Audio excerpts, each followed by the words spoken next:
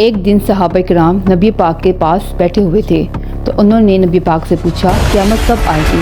آپ صلی اللہ علیہ وسلم نے فرمایا یہ صرف اللہ تعالیٰ ہی جانتے ہیں کہ قیامت کب آئے گی، لیکن میں قیامت کی کچھ نشانیاں جانتا ہوں جو میں آپ کو بتاتا ہوں۔ 6 نشانیاں حضور نے اور بیان کی، بخاری مسلم۔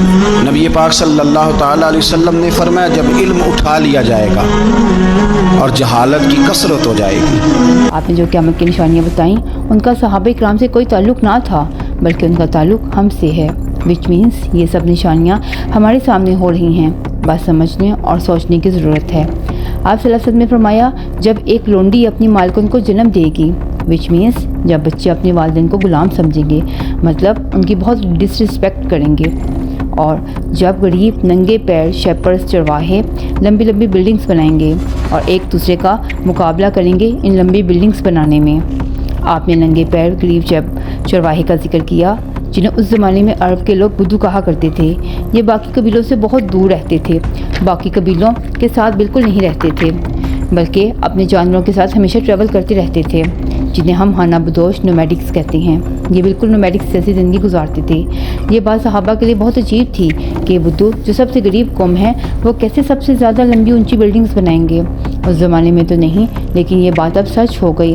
ہم اپنے ارد گرد بہت سی لمبی بلڈنگز دیکھتے ہیں جو کہ بدو نے ہی بنائی ہیں، لیکن کیسے؟ Let me explain. آپ صلی اللہ علیہ وسلم کے خلافت راستہ ہر طرف پھیلنے لگی، اور آپ کے خلافت راستہ پھیلنے کے بعد مسلمان ایک سپر پاور بن گئے اور یہ رومن امپائر سے بھی زیادہ بڑی اسٹیٹ بن گئی۔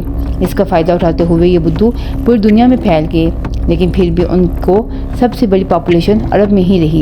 آہستہ آہستہ پورا کلچر بدلنے لگا، لیکن بدو نے اپنا کلچر بالکل نہ بدلا۔ 1000 سال کے بعد عثمانیہ خلافت کے بالکل آخر میں دنیا پرانے طریقوں سے نکلنا شروع ہو گئی اور ماڈرنائز طریقوں کی طرف آنے لگی، انڈسٹریل ایج کی طرف بڑھنے لگی۔ عثمانی خلیفہ سلطان عبدالحمید نے بھی مسلمانوں کو ماڈرن دنیا کی طرف لانے کے لیے بہت سے ریفارمز کیے۔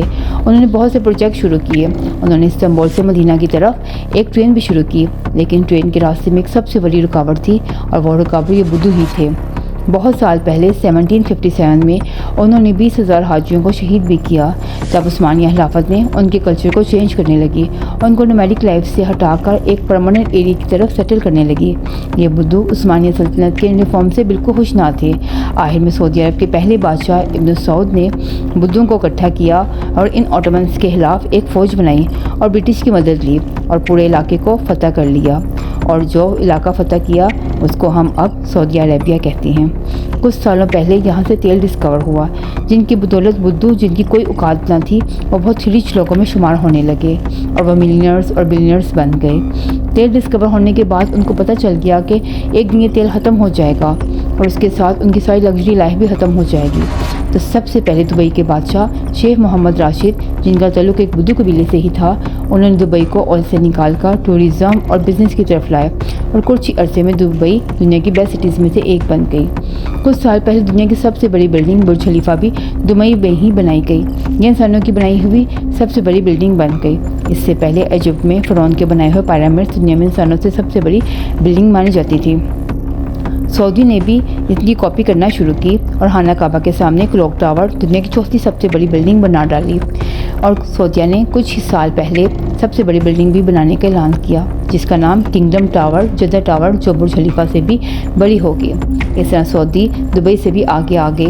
اس سب بلڈنگز کو ڈیزائن کرنے والے کا نام الولید بن طلال ہے۔ ان کا تعلق بھی بدو قبیلے سے ہی ہے۔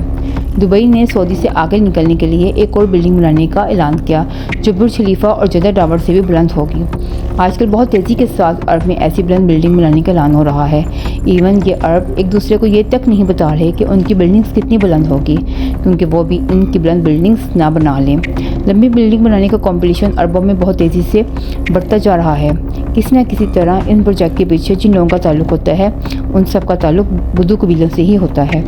1400 سال پہلے رسول پاک نے ہمیں بتا دیا تھا کہ یہ بدو ننگے پیر چرواہے ایک دن سب سے بڑی بلڈنگز بنانے میں ایک دوسرے کا کمپٹیشن کریں گے، اور آج یہ بات سچ ہو گئی۔